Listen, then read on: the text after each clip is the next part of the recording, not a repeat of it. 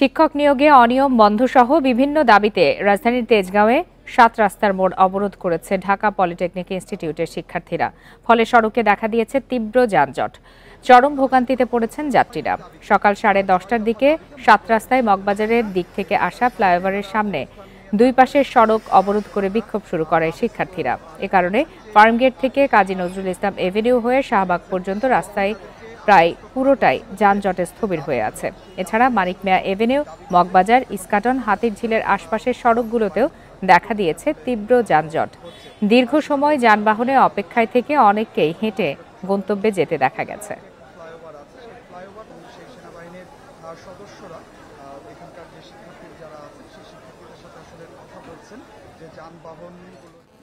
এ বিষয়ে আরো বিস্তারিত জানাতে এই মুহূর্তে রাজধানীর তেজগাঁ থেকে যোগ দিয়েছেন সহকর্মী আদিলুর রহমান।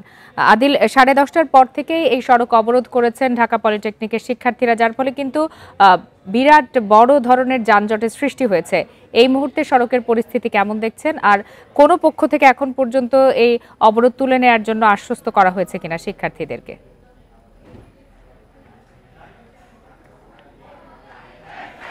দেখুন, আসলে শুরুতেই এই পলিটেকনিক ইনস্টিটিউটে ঢাকা পলিটেকনিক ইনস্টিটিউটে শিক্ষার্থীরা যে আন্দোলন করছে সেই আন্দোলনের বিষয়টি আপনাদের একটু আসলে জানাতে চাই। সেটি হচ্ছে যে আজকে বেলা 10:30টার পর থেকে এই 10:30টার পর থেকে এই তেজগাঁয়ের যে ৭ রাস্তার যে মোড়টি আছে সেই ৭ রাস্তার মোড়ে মূলত এখানকার যে শিক্ষার্থীরা আছে সেই শিক্ষার্থীরা জড়ো হয়ে এই তাদের যে আন্দোলন সেই আন্দোলনটি আসলে চালিয়ে যাচ্ছেন এবং বিভিন্ন স্লোগানে এখানে পুরো এলাকাটি আসলে মুখর করে রেখেছেন। আমরা শিক্ষার্থীদের সাথে কথা বলেছিলাম। শিক্ষার্থীরা যেটি আসলে বলছেন যে শিক্ষক নিয়োগে অনিয়ম সহ ৬ দফা দাবিতে মূলত তারা তাদের যে আন্দোলনটি সেই আন্দোলনটি আজকে চালিয়ে যাচ্ছেন। এবং আমরা শিক্ষার্থীদের কাছ থেকে জানতে চেয়েছিলাম যে শিক্ষক নিয়োগে আসলে কি ধরনের অনিয়ম হয়েছে। শিক্ষার্থীরা বলছেন যে এই ঢাকা পলিটেকনিক ইনস্টিটিউটে অনেক শিক্ষক আছে যারা এই পলিটেকনিক ইনস্টিটিউট থেকে বা ইঞ্জিনিয়ারিং বিভাগ থেকে আসলে পাশ করেননি। সাধারণ যে মাধ্যম সেই সাধারণ মাধ্যমে পাশ করে ঢাকা পলিটেকনিক ইনস্টিটিউটে আসলে তারা শিক্ষকতা করছেন বা চাকরি করছেন। তারা যখন আসলে শিক্ষার্থীদেরকে পড়াতে যাচ্ছেন বা কারিগরি জ্ঞান যেটি আসলে দিতে যাচ্ছেন সেই কারিগরি জ্ঞান শিক্ষার্থীদের জন্য যথেষ্ট নয়, এই দাবিটি আসলে শিক্ষার্থীরা করছেন এবং বলছেন যে শিক্ষক নিয়োগে আসলে ব্যাপক অনিয়ম হয়েছে। এই অনিয়ম আসলে বন্ধ করতে হবে এবং একই সাথে চাকরিতে বিভিন্ন যে সুযোগ সুবিধা সেই সুযোগ সুবিধার গুলো বাড়ানো সহ নানা যে দাবি সেই দাবিতেই মূলত এখানে শিক্ষার্থীরা জড়ো হয়ে তাদের যে আন্দোলন সেই আন্দোলনটা আসলে চালিয়ে যাচ্ছেন। আমরা শিক্ষার্থীদের সাথে আসলে কথা বলেছিলাম যে যারা কতক্ষণ এই আন্দোলনটি চালিয়ে যাবেন। তার কারণ হচ্ছে আপনি জানেন যে তেজগাঁয়ের যে এলাকাটি এই এলাকাটি খুবই গুরুত্বপূর্ণ একটি এলাকা এবং এই যে আন্দোলনের পর থেকেই এই এলাকায় যান চলাচল আসলে বন্ধ হয়ে যাওয়ার কারণে ব্যাপক যে যানজট সেই যানজটের যে সৃষ্টি সেই সৃষ্টিটিও আসলে হয়েছে। শিক্ষার্থীরা বলছেন যে তাদের যে দাবিগুলো আছে সেই দাবিগুলো মেনে না নেওয়া পর্যন্ত তাদের যে আন্দোলন সেই আন্দোলনটি তারা চালিয়ে যাবেন এবং শিক্ষার্থীরা বলছেন যে এর আগেও তারা বিভিন্ন দপ্তরে তারা গিয়েছেন, তাদের যে দাবিগুলো আছে সেই দাবিগুলো তারা তুলে ধরেছেন। বিভিন্ন সময় তাদেরকে আশ্বাস দেওয়া হয়েছে, কিন্তু তারা সেই আশ্বাসই থেকে গেছে। সেগুলো আসলে তাদের যে দাবিগুলো সেই দাবিগুলো পূরণ হয়নি। সেই দাবিগুলো পূরণ না হওয়ার কারণে তারা আজকে এই যে আন্দোলন সেই আন্দোলনে নামতে আসলে বাধ্য হয়েছেন এবং সেই আন্দোলনটি আসলে তারা চালিয়ে যাচ্ছেন এবং শিক্ষার্থীরা বলছেন যে যতক্ষণ না পর্যন্ত তাদের এই দাবিটি মেনে নেওয়া হবে ততক্ষণ পর্যন্ত তারা এই পথে থাকবেন এবং সড়ক অবরোধ করে তাদের যে আন্দোলন সেই আন্দোলনটি চালিয়ে যাবেন। আমরা শিক্ষার্থীদের সাথে কথা বলেছিলাম যে শিক্ষার্থীরা এই আন্দোলনের কারণে যানজটের সৃষ্টি হচ্ছে, সাধারণ মানুষ ভোগান্তির মধ্যে পড়ছে। শিক্ষার্থীরা বলছেন যে তারা আসলে বাধ্য হয়ে তাদের যে আন্দোলন সেই আন্দোলনে নামতে বাধ্য হয়েছেন এবং শিক্ষার্থীরা বলছেন যে তারা যে আজকে আন্দোলন চালিয়ে যাচ্ছেন এখন পর্যন্ত কোনো পক্ষ থেকে তাদেরকে কোনো আশ্বাস দেওয়া হয়নি এবং তাদের এই আন্দোলন থেকে বিরত থাকতে বলা হয়নি। তাদের যে রাজধানীর তেজগাঁ থেকে জানাচ্ছিলেন সহকর্মী আদিলুর রহমান। আশুলিয়া শিল্পাঞ্চলে শ্রমিক অসন্তোষের কারণে আজও অন্তত ৭৯টি কারখানায় সাধারণ ছুটি ঘোষণা করা হয়েছে। অপ্রীতিকর ঘটনা এড়াতে কারখানাগুলোর সামনে মোতায়েন রয়েছে অতিরিক্ত পুলিশ সদস্য। এছাড়া শিল্পাঞ্চলে যৌথ বাহিনীর টহলও অব্যাহত রয়েছে। এর আগে সকালে সাভার আশুলিয়া শিল্পাঞ্চলের প্রায় সব কারখানায় কাজে যোগ দিতে যান শ্রমিকরা। তবে দাবি পূরণ না হওয়ায় কাজে যোগ না দিয়ে কিছুক্ষণের মধ্যেই বেরিয়ে আসেন তারা। শিল্প পুলিশ জানিয়েছে, দাবি দেওয়া নিয়ে শ্রমিক অসন্তোষের জেরে কয়েকটি কারখানায় সাধারণ ছুটি ঘোষণা করা হয়েছে। এছাড়া হামলার আশঙ্কায় আশপাশের কয়েকটি কারখানাতেও ছুটি দেওয়া হয়েছে। তবে এখন পর্যন্ত কোনো অপ্রীতিকর ঘটনার খবর পাওয়া যায়নি।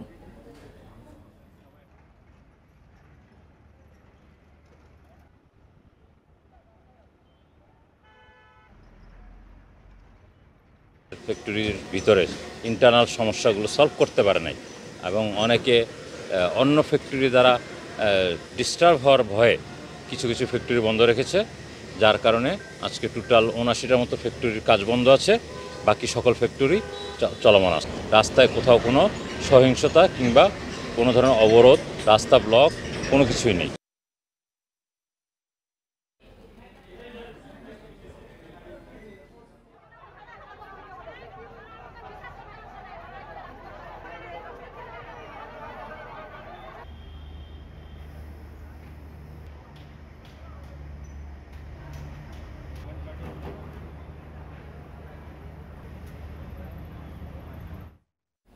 শ্রমিক অসন্তোষের বিষয়ে আরো বিস্তারিত জানাতে এই মুহূর্তে ঢাকার আশুলিয়া থেকে যোগ দিয়েছেন সহকর্মী আনোয়ার সাদাত নূর। আনোয়ার সাদাত নূর, যেমনটি আমি খবরেও দেখাচ্ছিলাম যে সেখানে ৭৯টি কারখানায় সাধারণ ছুটি ঘোষণা করা হয়েছে এবং নিরাপত্তাজনিত কারণে বেশি দেখানো হয়েছে। শ্রমিকদেরকে কেন আশ্বস্ত করা যাচ্ছে না? বারবারই কেন এ ধরনের ঘটনার পুনরাবৃত্তি হচ্ছে?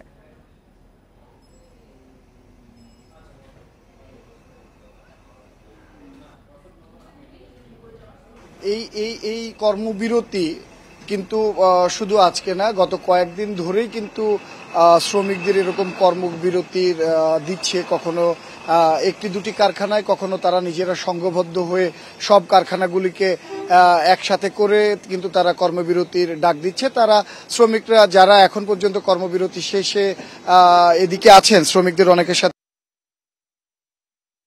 নিজস্ব কিছু দাবি দেওয়া আছে কোম্পানির কাছে, মালিক কর্তৃপক্ষের কাছে, যে তারা কিছু দাবি, বেতন বৈষম্যের কথা বলছেন, নতুন করে নিয়োগের কথা বলছেন। অনেকে যারা নতুন করে চাকরি নিতে আসছেন তারা বলছেন যে নারী পুরুষ উভয়কেই সমান সমান জায়গা দেওয়া হয় চাকরির ক্ষেত্রে। তো এরকম বেশ কিছু দাবি নিয়ে কিন্তু তারা এই কর্মবিরতিতে যাচ্ছেন। অনেক সময় তারা কথা বলছেন কর্তৃপক্ষের সাথে, মেনে নিচ্ছেন দাবি দেওয়া, পুনরায় কিন্তু আবার সেই যে দাবি দেওয়া যেটা হচ্ছিল সেখান থেকে তারা ফিরে আসছেন। তো আজকেও কিন্তু তারা সেই একই ধরনের ইস্যু নিয়ে, মানে একই ধরনের দাবি দেওয়া নিয়ে তারা কিন্তু এইখানকার যে আশুলিয়া এলাকার ৭৯টি কারখানায় কিন্তু আজকে সাধারণ ছুটি ঘোষণা করেছে কারখানা কর্তৃপক্ষ। উৎপাদন কার্যক্রম বন্ধ আছে। কারখানা কর্তৃপক্ষ বলছেন যে শ্রমিকরা আসছেন, তারা তাদের হাজিরা দিচ্ছেন, যে তারা উপস্থিত আছেন, এসেছেন, কিন্তু হাজিরা দেওয়ার পরে তারা কাজ করছেন না, উৎপাদন কাজে যাচ্ছেন না। তারা সংঘবদ্ধ হয়ে কারখানা ত্যাগ করছেন এবং এক কারখানার শ্রমিক আর এক কারখানার কেউ শ্রমিকদেরকে বাধ্য করছেন তাদেরকে কর্মবিরতিতে যাওয়ার জন্য। এবং সংঘবদ্ধভাবে এই আশুলিয়া এলাকায় যে কারখানাগুলি আছে তাদেরকে সেই সব কারখানায় চাপ সৃষ্টি করা হচ্ছে যেন সব কারখানা এভাবে বন্ধ করা হয় বা সাধারণ ছুটি ঘোষণা করা হয়। এরকমটা কিন্তু আমরা যে কারখানা কর্তৃপক্ষ তাদের কাছ থেকে এরকমটা, মানে এই ভাষ্যটা আমরা জেনেছি। তবে অধিকাংশটাই আবার বলা হচ্ছে যে নিরাপত্তাজনিত কারণে, যাদের কোনো কোনো কারখানায় কর্মবিরতি হয়তো তাদের দাবি নেই, তারপরেও তারা নিরাপত্তাজনিত কারণে, যে কারখানা বন্ধ না করলে যদি অন্য বিক্ষুব্ধ শ্রমিকরা সেই কারখানার উপরে হামলা চালায়, সেই হামলা ঠেকানোর জন্য বা সেই হামলা বিরত রাখার জন্য অন্যরাও সেখানে এই কারখানাগুলি বন্ধ করে রাখার ঘোষণা দিয়েছে। এবং এই হামলা প্রতিহত করতে বা নিরাপদ রাখতে কারখানাগুলোকে এখানে আমরা দেখছি যে বিপুল পরিমাণ আইন শৃঙ্খলা বাহিনীর সদস্য মানে মোতায়েন করা হয়েছে। পুলিশের পাশাপাশি যে শিল্প পুলিশ আছে, পাশাপাশি আমরা দেখেছি যে এখানে র্যাব এবং সেনাবাহিনীর সদস্যদেরও তারা টহলে আছেন। এবং তারা দেখলাম যে ছত্রভঙ্গ করে দেওয়ার জন্য যে এপিসি কামান পুলিশের সেটিও এখানে মজুদ করে রাখা হয়েছে। সর্বোপরি আর আইন শৃঙ্খলা নিরাপত্তা বাহিনীর সদস্যরা তৎপর আছেন যেন কোনো ধরনের বিশৃঙ্খল পরিস্থিতির সৃষ্টি না হয়, এবং এখন পর্যন্ত কোনো বিশৃঙ্খল পরিস্থিতির সৃষ্টি হয়নি বলেও আমরা জানতে পেরেছি।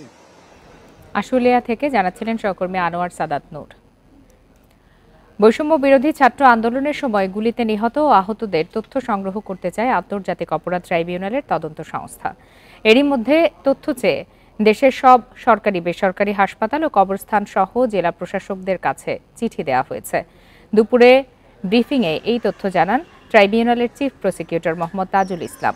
বলেন, তদন্তের অংশ হিসাবে সব গণমাধ্যমের কাছে তথ্য ও ভিডিও ফুটেজ চেয়ে চিঠি দেওয়া হয়েছে। এর আগে রবিবার দায়িত্ব গ্রহণ করে তাজুল ইসলাম বলেছিলেন, জুলাই আগস্টে সংগঠিত গণহত্যার আলামত সংগ্রহ করাই তাদের প্রধান চ্যালেঞ্জ। তিনি জানান, গণহত্যার দায়ে ট্রাইব্যুনালে দায়ের করা অভিযোগের প্রধান অভিযুক্ত সাবেক প্রধানমন্ত্রী শেখ হাসিনা। তিনি সহ পলাতক সব আসামিকে দেশে ফিরিয়ে আনার প্রক্রিয়া শুরু হবে। তদন্তের সময় আসামিদের গ্রেপ্তারের আবেদনের কথাও জানান তাজুল ইসলাম। সারা বাংলাদেশের আজকে সকল জেলা প্রশাসক, সকল পুলিশ সুপার, সকল সিভিল সার্জন এদের কাছে চিঠি পাঠাচ্ছি যে আপনাদের কাছে কত আহত এবং নিহতের তালিকা আছে, কত মামলা হয়েছে, আপনাদের কাছে কত ঘটনার বিবরণ আছে, সেগুলো তদন্ত সংস্থার কাছে পাঠানোর জন্য। এছাড়া আমরা সকল মিডিয়া হাউসকে চিঠি দিচ্ছি যে মিডিয়ার কাছে যত অডিও এবং ভিডিও ফুটেজ আছে, প্রিন্ট মিডিয়ার যত রিপোর্ট আছে, সব কিছু আমরা চেয়েছি। অন্তর্বর্তী সরকার কি কি সংস্কার করবে তা জনগণের সামনে তুলে ধরা উচিত বলে মন্তব্য করেছেন বিএনপির মহাসচিব মির্জা ফখরুল ইসলাম আলমগীর।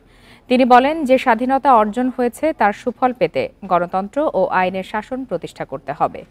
জাতীয়তাবাদী মহিলা দলের প্রতিষ্ঠা বার্ষিকী উপলক্ষে জিয়াউর রহমানের মাজারে পুষ্পস্তবক অর্পণ শেষে মির্জা ফখরুল কথা বলেন। ভারত এই অঞ্চলে প্রভুত্ব বজায় রাখতে চায় বলে মন্তব্য করে তিনি বলেন, পারস্পরিক শ্রদ্ধাবোধের মাধ্যমে ভারত বাংলাদেশের সম্পর্ক হওয়া উচিত।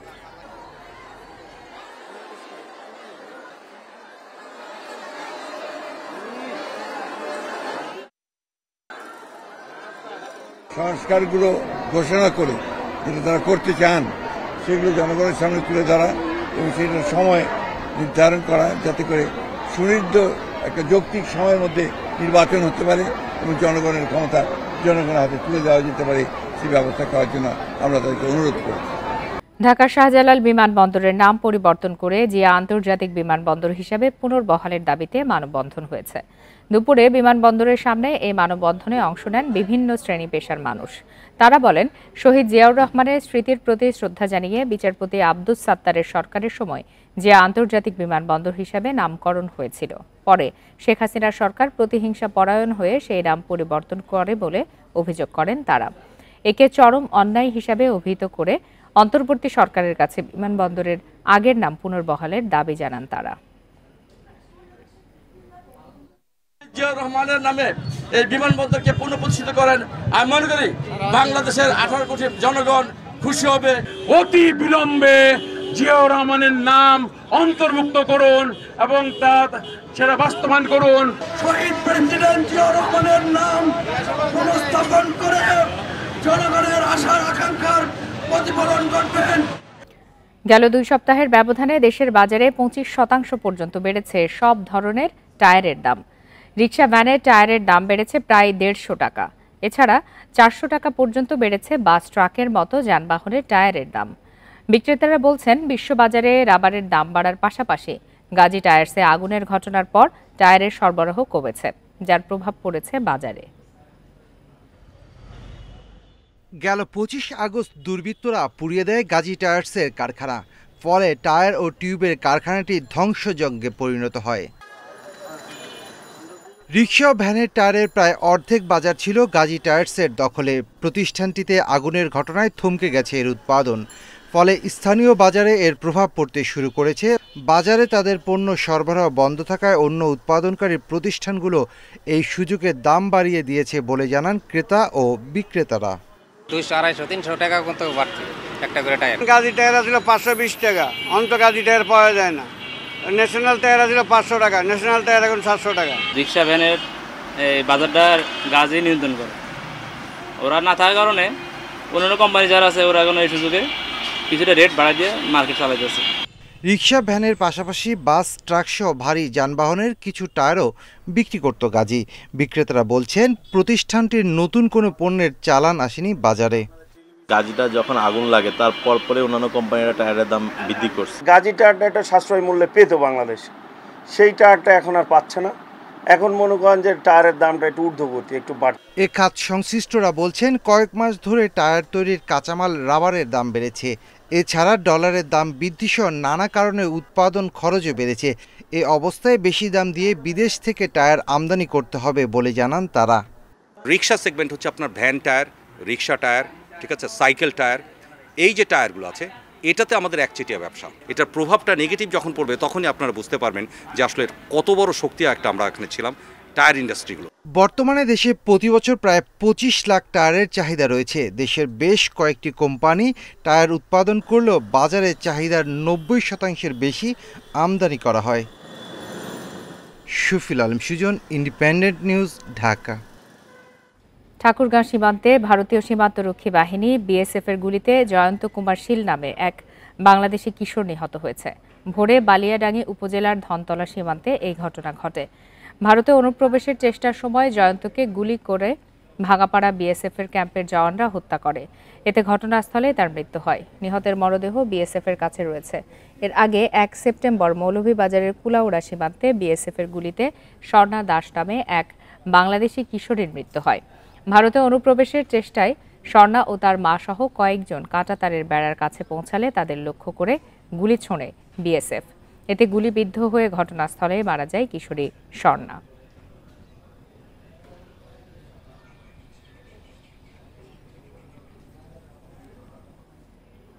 এ বিষয়ে আরো বিস্তারিত জানাতে এই মুহূর্তে ঠাকুরগাঁও থেকে যোগ দিয়েছেন সহকর্মী মোহাম্মদ শামসুজ্জোহা। শামসুজ্জোহা, নিহত কিশোরের মরদেহ ফিরিয়ে আনতে বিজিবির পক্ষ থেকে কোনো ধরনের উদ্যোগ এখন পর্যন্ত নেওয়া হয়েছে কিনা?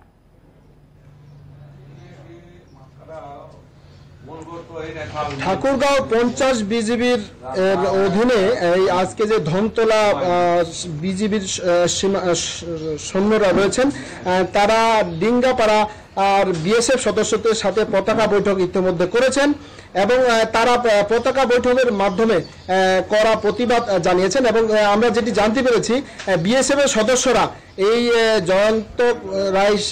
জয়ন্ত কুমার সিংয়ের মরদেহ ময়না তদন্তের পরে ফেরত দেওয়ার কথা জানিয়েছেন। তবে এটি আগামী কালকে হতে পারে এবং পরশু নাগাদ কিন্তু হতে পারে, তারা কিন্তু এমনটাই জানিয়েছেন। তবে ময়না তদন্তের আগে এই জয়ন্ত কুমারের মরদেহ তারা হস্তান্তর করবেন না, এমনটি কিন্তু আমরা জানতে পেরেছি। আর এদিকে জয়ন্তের নিহতের খবরে তার মা জয়ন্তী রানী কিন্তু একবারে শয্যাশায়ী হয়ে পড়েছেন। জয়ন্তর বাবা মহাদেবও কিন্তু রংপুর মেডিকেলে ইতিমধ্যে চিকিৎসা নিচ্ছেন, তার পায়ে গুলি লেগেছে। এছাড়া এই ঘটনায় কিন্তু দেবারু নামে আরেকজন গুলিবিদ্ধ হয়েছেন। সব মিলিয়ে সীমান্তের এক উত্তেজনা বিরাজ করছে। এই মানুষদের মাঝে এক চাপা ক্ষোভও কিন্তু আমরা দেখতে পাচ্ছি। তারা এই সীমান্তে এই মানুষকে পাখির মতো হত্যার কিন্তু একবারে কিন্তু কড়া প্রতিবাদও জানাচ্ছেন। এই সীমান্ত হত্যা একবারে কাম্য নয়, এটি শুধু ঠাকুরগাঁও নয়, সারা দেশবাসীরই কাম্য যেন সীমান্তে আর এরকম জয়ন্ত বা সন্না আর দাসের মতো এই শিশু সন্তানদেরকে হত্যা হতে না হয়, তারা কিন্তু এমনটাই জানিয়েছে। সহকর্মী শামসুজ্জোহা জানাচ্ছিলেন ঠাকুরগাঁ থেকে। দক্ষিণ পূর্বাঞ্চলের 4 জেলার বন্যা পরিস্থিতির আরও উন্নতি হয়েছে, তবে ধীর গতিতে পানি নামায় নিম্নাঞ্চলের অনেক জায়গায় এখনও জলাবদ্ধতা রয়েছে। এতে বাসিন্দারা দুর্ভোগে পড়েছেন। লক্ষ্মীপুরে এখনও তলিয়ে আছে অনেক রাস্তাঘাট। জেলার 5 উপজেলায় পানিবন্দী অন্তত 5 লাখ মানুষ। আয় রোজগার বন্ধ থাকায় মানবেতর জীবনযাপন করছেন তারা। একই অবস্থা নোয়াখালীতেও। এখনও ডুবে আছে নিম্নাঞ্চলের পথঘাট, যাতায়াত করতে হচ্ছে নৌকা দিয়ে। স্থানীয়দের অভিযোগ, খাল দখল করে ভরাট করার কারণে পানি নামতে সময় লাগছে। এদিকে কুমিল্লার নাঙ্গলকোট, মনোহরগঞ্জ, ব্রাহ্মণপাড়া ও দেবিদ্বারে এখনও পানিবন্দী কয়েক হাজার পরিবার।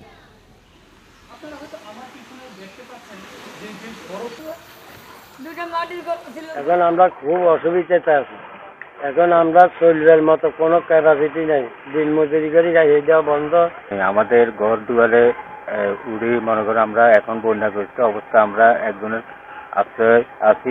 পানিও কমতেছে না, এখান থেকে মানুষ আসতেও পারতেছে না। আমরা মানুষের উপকার স্বার্থে নৌকা 10 টাকা করে মানুষ থেকে নিয়ে আমরা নৌকা ভাড়া ডেলি 800 টাকা করে দেওয়া লাগে।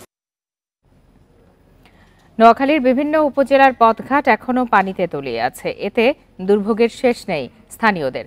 বেগমগঞ্জের গাবুয়া এলাকায় আঞ্চলিক পাসপোর্ট অফিসের সামনের সড়কেও হাঁটু পানি। সেবাগ্রহীতাদের যাওয়া আসা করতে হচ্ছে নৌকায় করে। দূর দূরান্ত থেকে আসা নারী, শিশু, বৃদ্ধ সবাইকে জরুরি প্রয়োজনে পাসপোর্ট নিতে ভোগান্তির পাশাপাশি গুনতে হচ্ছে বাড়তি নৌকা ভাড়া। স্থানীয়দের অভিযোগ, অবৈধভাবে খাল দখল ও ভরাটের কারণে পানি প্রবাহ বন্ধ হয়ে যাওয়ায় এই দুর্ভোগ পোহাতে হচ্ছে তাদের।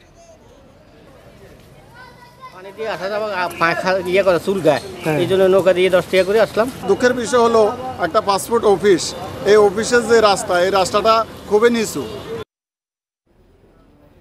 নোয়াখালী থেকে আরো বিস্তারিত জানাতে এই মুহূর্তে যোগ দিয়েছেন সহকর্মী আবু নাসের। আবু নাসের, নোয়াখালীর পাসপোর্ট অফিসে সেবাগ্রহীতারা নানা ধরনের ভোগান্তিতে পড়ছেন, এমনিতেই জলাবদ্ধ অবস্থায় রয়েছেন, তার উপরে বাড়তি ভোগান্তি। কি অবস্থা বিস্তারিত জানাবেন?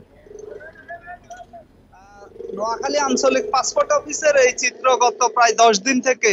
এখানে আসলে নৌকা ছাড়া যাতায়াত করা যাচ্ছে না, নৌকাই একমাত্র মাধ্যম হয়ে পড়েছে। এবং শুধু নোয়াখালী আঞ্চলিক পাসপোর্ট অফিস নেই, বেগমগঞ্জের প্রত্যন্ত অঞ্চল থেকে শুরু করে একেবারে প্রধান সড়ক পর্যন্ত নৌকা ছাড়া যাওয়ার কোনো উপায়ই নেই আসলে।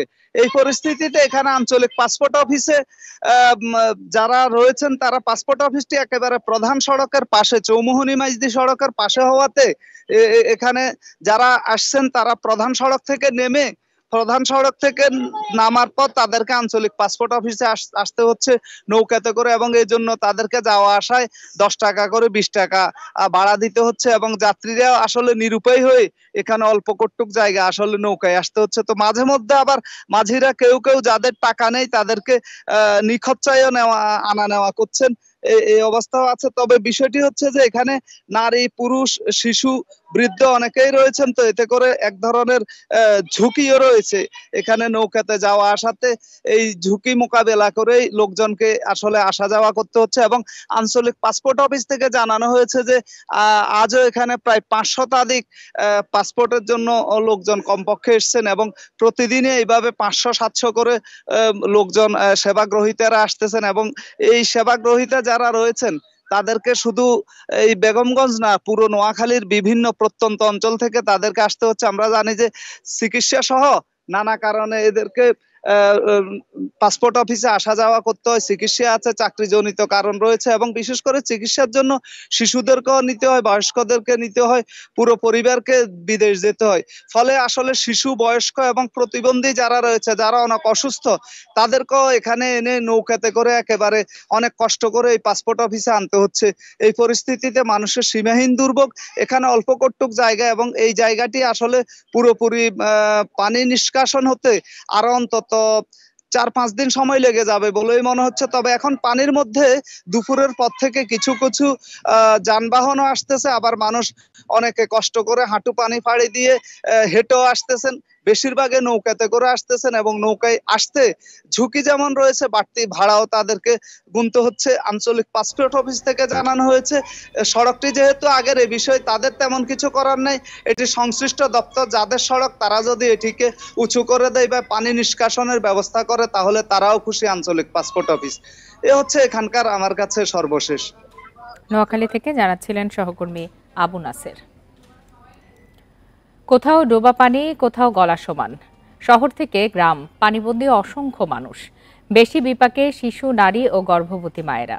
সম্প্রতি ফেনীতে আকস্মিক বন্যায় পানিবন্দী 40টি পরিবারকে প্রথম খাবার সরবরাহ ও পরে উদ্ধার করেন ঢাকার 4 যুবক। তাদের অদম্য সাহসিকতায় এখন নিরাপদে শতাধিক নারী ও শিশু। আগস্টের বন্যায় পানি বন্দি গোটা ফেনী শহর। একটি ভবনের সিঁড়িতে আটকে পড়ে 4 মাসের শিশু অপ্সরা। তার মা খাবারের সন্ধানে পাশের মহল্লায়। হঠাৎই পানি আরও বেড়ে যাওয়ায় ঘরে ফিরতে পারেননি। এমন পরিস্থিতিতে শিশুটিকে উদ্ধার করেন ঢাকার যুবক মোস্তাফিজুর রহমান। ছাদে ওঠার যে সিঁড়িটা, ওই সিঁড়ির মধ্যে পানি ছুঁই ছুঁই অবস্থায় একটা বাচ্চা পড়ে আছে, মেয়ে বাচ্চা, হয়তো 3-4 মাস বয়সের হবে। এই বাচ্চাটার নিচে হলো মানে ডুবন্ত পানি। আমরা প্রায় 2 হাত ধরে উপরে উঠে ওই বাচ্চাটাকে নৌকায় নিয়ে আসে। বন্যা কবলিত এলাকায় চরম বিপাকে পড়েন গর্ভবতী মা, শিশু ও বয়স্করা। বিশেষ করে তীব্র সংকট দেখা দেয় শিশু খাদ্যের। এমন দুঃসময়ে সেখানে ঢাকা থেকে গুঁড়ো দুধ পৌঁছে দেন মোস্তাফিজের বন্ধুরা। বাচ্চাটার সাথে ওর ফ্যামিলির লোকজন ছিল, তারা কান্না করতেছে, মানে সবাই যে তখন আমার কাছে তো কিছু ছিল না, ভাই আর কিছু করি আর না করি, আর কিছু আনেন আর না আনেন, বাচ্চাদের খাবারটা নিয়ে আসতে হবে। এই স্বেচ্ছাসেবীরা 10 দিন ধরে ফেনী শহর, আলুকদিয়া, লালপোল, ছাগলনাইয়া, লক্ষ্মীপুরে উদ্ধার কাজ করেন। অন্তত 40টি দুর্গত পরিবারকে নিরাপদে সরিয়ে আনতে সক্ষম হন তারা। বর্তমানে জেনারেশন যেটা আছে তারা মোবাইল কেন্দ্রিকই থাকে। এখন কেউ অত বৈষম্য বিরোধী আন্দোলনের কারণে সবাই একত্রিত হতে পেরেছে, যার কারণে বন্যাতেও সেম একই আমরা প্রতিফলন দেখতে পেরেছি যে সব যুবক একসাথে ঝাঁপিয়ে পড়েছে। স্বতঃস্ফূর্তভাবে মানুষের বিপদে ঝাঁপিয়ে পড়া, তাতে করে কি হবে, আমাদের এই দেশটা উন্নত হবে, আমাদের ইয়াং জেনারেশনের ভিতরে ক্রিয়েটিভিটি তৈরি হবে, তাদের মুড মাইন্ড চেঞ্জ হবে। স্বেচ্ছাসেবকরা বলছেন, দেশ ও মানুষের বিপদে এগিয়ে আসা সবার নৈতিক দায়িত্ব। এবারের বন্যায় নতুন প্রজন্ম তা আবারও প্রমাণ করেছে। Shahriar Anirban, Independent News, Dhaka. জুলাই মাসের অনাবৃষ্টি ও আগস্টের অতি বৃষ্টির কারণে নওগাঁয় রোপা আমনের উৎপাদন ব্যয় বৃদ্ধি এবং ফলন কমের আশঙ্কা করছেন কৃষকরা। ঠাকুরগাঁওয়ের কৃষকদেরও মৌসুমের শুরুতে সেচের ওপর নির্ভর করতে হয়েছে। আবার দেরিতে শুরু হলেও উৎপাদন ব্যাহত হবে না বলে আশা কৃষি বিভাগের। ধান উৎপাদনে অন্যতম জেলা নওগাঁয় চলতি মৌসুমে রোপা আমনের আবাদ শুরু হয়েছে কিছুটা দেরিতে। কৃষকরা বলছেন, জুলাই মাসে অনাবৃষ্টিতে ধান রোপণ পিছিয়ে যায়। পরে 85% জমিতে সেচের মাধ্যমে আবাদ করা হয়। বাকি অংশে আগস্টের বৃষ্টির পানিতে চারা রোপণ করা হলেও অনেকের বীজতলা ডুবে উৎপাদন ব্যয় বেড়েছে। আবার দেরিতে আবাদের কারণে রয়েছে কম উৎপাদনের আশঙ্কা। টাকা খরচ বেশি যাচ্ছে, বিচুন বেশি যাচ্ছে, আপনার হচ্ছে এই উৎপাদন ধানের যে থোপটা হবে, সেই থোপটা এখন তো মনে করেন চিকন হয়ে আসবে, ফলন এটার একটু কম হবে, ওটার 16 হয়, এটার 12 হবে এরকম। তবে বিলম্বে আবাদ শুরু হলেও উৎপাদন ব্যাহত হবে না বলে আশা কৃষি বিভাগের। সার্বিকভাবে আমাদের যে আবহাওয়া, এই আবহাওয়া মানে রোপা আমন চাষের জন্য অনুকূলে আছে। বৃষ্টিপাত, সেই সাথে রৌদ্রোজ্জ্বল দিন সব মিলিয়ে আমাদের মাঠের অবস্থা ভালো রয়েছে। ঠাকুরগাঁওয়েও বেশিরভাগ জমিতে সেচ দিয়ে ধান আবাদ করা হয়েছে। এখন বৃষ্টি হওয়ায় সেচ লাগছে না। এ অবস্থায় লক্ষ্যমাত্রা পূরণে আশাবাদী কৃষি বিভাগ। আল্লাহ পাক এখন বৃষ্টি দিয়েছে, এই জন্য এখন ধান লাগাইতেছি। আল্লাহ যদি রহমত হয় তো ইনশাল্লাহ ফলন কম হবে না। 15 আগস্ট পর্যন্ত আমাদের যেগুলো আলোক অসংবেদনশীল জাত সেগুলো লাগানোর সুযোগ রয়েছে, এবং আলোক সংবেদনশীল জাত যেগুলো রয়েছে, বিশেষ করে সুগন্ধি জাত, সেগুলো কিন্তু আমরা সেপ্টেম্বর মাসের 15 তারিখ পর্যন্ত লাগাতে পারব। এবার নওগাঁ ও ঠাকুরগাঁওয়ে 3,33,000 হেক্টর জমিতে ধান আবাদের লক্ষ্যমাত্রা নির্ধারণ করেছে কৃষি বিভাগ। Sadequr Rahman Siddiqui, independent news. দীর্ঘ 17 বছর পর নতুন নেতৃত্ব পেল বেসরকারি ব্যাংক মালিকদের সংগঠন বাংলাদেশ অ্যাসোসিয়েশন অব ব্যাংকস, বিএবি। সংগঠনটির সভাপতি হয়েছেন ঢাকা ব্যাংকের চেয়ারম্যান আব্দুল হাই সরকার। সোমবার রাজধানীর গুলশানে বিএবির সাধারণ সভায় নতুন কমিটি গঠন করা হয়। সংগঠনটির ভাইস চেয়ারম্যান হয়েছেন ফার্স্ট সিকিউরিটি ইসলামী ব্যাংকের চেয়ারম্যান আব্দুল মান্নান এবং ব্যাংক এশিয়ার চেয়ারম্যান রোমো রৌফ চৌধুরী। এর আগে বিএবির চেয়ারম্যান নজরুল ইসলাম মজুমদার 2008 সালের জানুয়ারি থেকে টানা ক্ষমতায় ছিলেন। সরকার পরিবর্তনের পর নজরুল ইসলাম মজুমদারকে এক্সিম ব্যাংকের পরিচালক ও চেয়ারম্যান পদ থেকে সরিয়ে দেয় বাংলাদেশ ব্যাংক। ফলে বিএবির চেয়ারম্যান পদও হারান তিনি।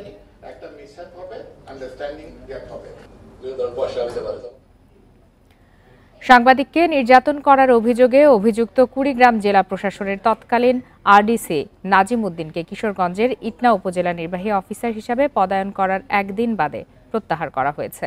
রবিবার সন্ধ্যায় সিনিয়র সহকারী সচিব মোহাম্মদ মামুন শিবলি স্বাক্ষরিত এক প্রজ্ঞাপনে প্রত্যাহারের বিষয়টি জানানো হয়।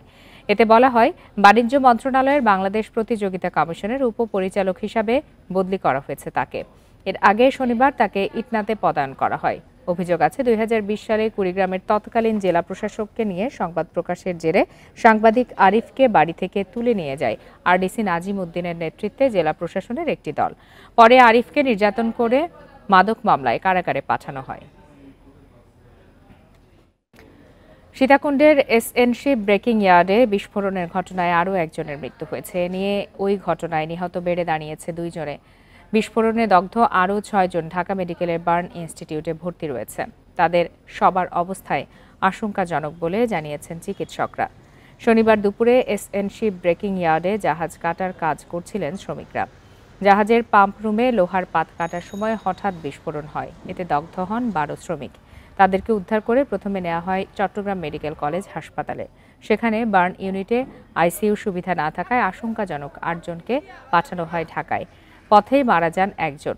এদিকে দুর্ঘটনায় হতাহতের ঘটনায় এসএন কর্পোরেশনের ইউনিট 2 এবং এমটি স্বরাজ্য স্ক্র্যাপ জাহাজের পরিবেশগত ছাড়পত্র স্থগিত করেছে পরিবেশ অধিদপ্তর। পাশাপাশি জাহাজটি ভাঙার কার্যক্রম বন্ধ করেছে সংস্থাটি।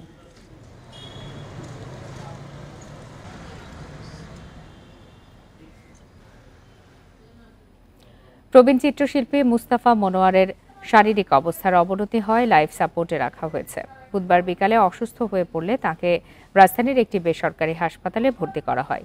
শনিবার বিকালের দিকে শারীরিক অবস্থার অবনতি হলে তাকে লাইফ সাপোর্টে নেওয়া হয় বলে জানিয়েছে পরিবার। মুস্তাফা মনোয়ারের অবস্থা আশঙ্কাজনক বলে জানিয়েছেন তারা। মে মাসে ভারত থেকে চিকিৎসার পর তাকে দেশে নিয়ে আসা হয়। এরপর থেরাপি দেওয়া হয়েছে। দীর্ঘদিন ধরে নিউমোনিয়া ও প্রোস্টেট ক্যান্সারে ভুগছেন তিনি।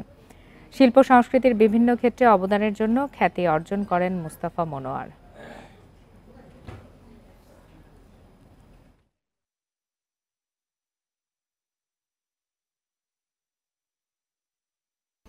এরই সাথে শেষ করছি আজকের বিরতিহীন সংবাদ দুপুর। ইন্ডিপেন্ডেন্ট টেলিভিশনের সব খবরের আরো বিস্তারিত জানতে চোখ রাখুন ফেসবুক, ইউটিউব আর এক্সে। ধন্যবাদ এতক্ষণ সাথে থাকার।